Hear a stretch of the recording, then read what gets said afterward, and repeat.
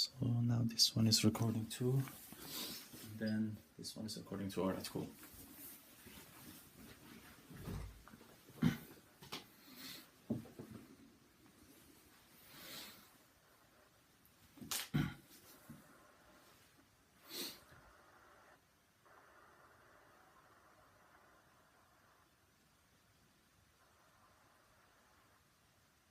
Hello ABWM viewers, welcome to the show Youth Power.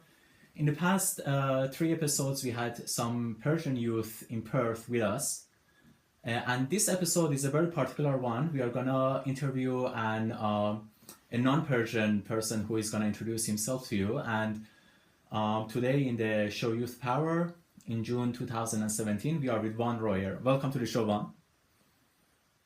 Thank you, Robin, and welcome to the show, guys. Great to be on here, and I'm excited to actually crank on into this interview and see what sort of value I can bring to the young go-getters of Australia and of the world, I should say. So let's get into it, my man. Let's get into it. Sure, Van. As you know, like most our viewers are Iranian people, mainly in Australia. So. Yep. Yeah, so thousands of Iranian people in Australia watch our shows mainly through Facebook. And yeah, thank you for joining us. So could you please tell us a little bit about yourself? Like, where are you from? Where were you born? And just give us a little bit of background about your about your background and where you were born. Awesome, perfect. I'll get into that. So I was born in a place called Montville, which is in Queensland in Australia. I grew up there with my mother. I lived with my mother until I was about 16 years old, so single mother raising a couple of kids. I'm one of 6 kids, so wasn't in a very beneficial state money-wise. So always fended for myself. You know, from the age of 10, my mother was sort of like, "All right, cool. You have to figure your own way around life and figure your own way of how to really get money. If you want anything more than food and shelter, sure. you've got to work for it." So yeah, I got into it. Went to public schools.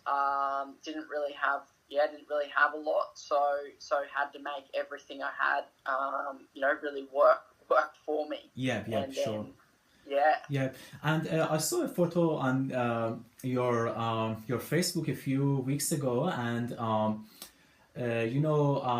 it pretty much showed your journey with 2 photos, and I will the viewers right now will see this photo because I'm gonna edit this into the video. And in that photo it had 2 images of you. One of them was working as I think you were doing some labor work, and the other one was you as a successful owner of an important company or CEO of an important company. So could you please tell us a bit about your journey to success, and how and from what age did you start this journey, and how did you get to where you are now? Yeah, awesome. So yes, that is a great photo of me. I actually got a lot of negative feedback from that photo.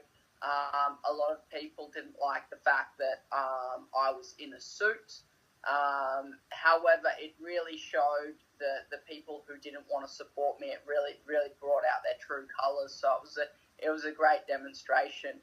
However, what it was actually a very empowering photo, just saying to people, hey, look, you can be from a construction background. Doesn't matter what background you come from. If you want to start a business, you can. You've just got to develop the work ethic and skills needed. And it was about me coming from a construction and labouring background, and then moving up the ranks in that area, and then starting my own business in a different field. So yeah. I was just showing people that you can do it. Sure, excellent. By the way, I just mentioned to the viewers, the reason I keep moving my head to the left is because I can actually see Van on our little iPad monitor on the left. So that's why sometimes I try to look at him, and sometimes I try to look at the camera.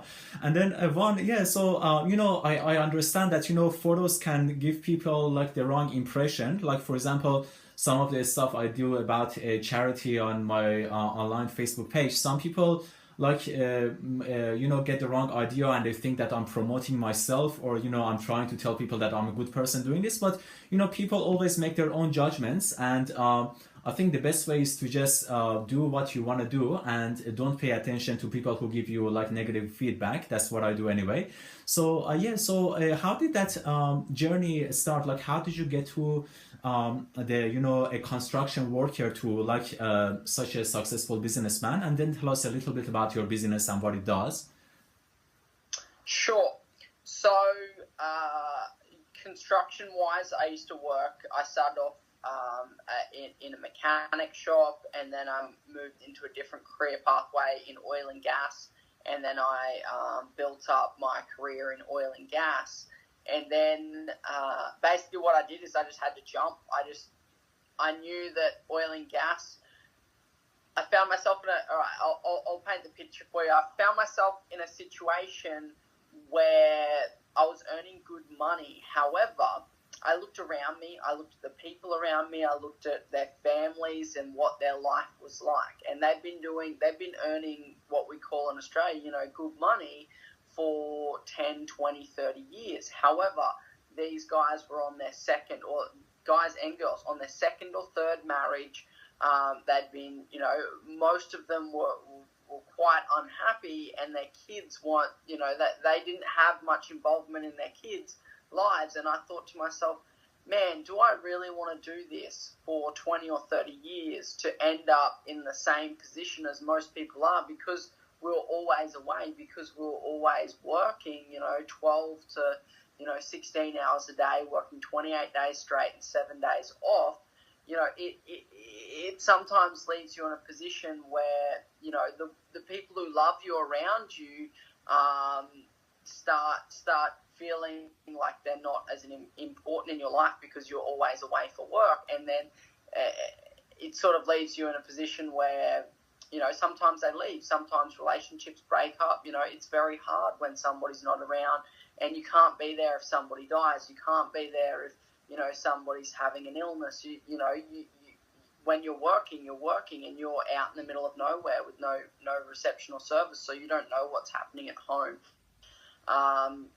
So I went, hey, look, I can either end up in this position, and hey, I probably will end up with great finances in 20 or 30 years. However, how important is my family? How important is the future family that I'll have? Because I eventually want kids. I eventually want these things. You know, I'm only 23 years old now. However, I think about the future, think about what I want in life. And then, you know, happiness. Is this the happiness that I want? And is this the health and lifestyle that I desire? And I said to myself, no, it isn't. So after I said to myself, no, it isn't, I really had to reflect on it. You know, it took me some months before I ended up saying no and just pulled the pin on the job and said, no, sorry, I'm not coming back. And then it was a struggle, you know, starting. I've got two different businesses, starting and just people being like, hey, look, you're a construction worker. You're not supposed to be in business, or you're not supposed to be doing this, or you're not supposed to be doing that. So, you know, I had a lot of challenges. My family was very against what I did. My friends around me, because they weren't of the business background, they were like, you're an idiot. What are you doing? You have a good paying job, blah, blah, blah, blah, blah.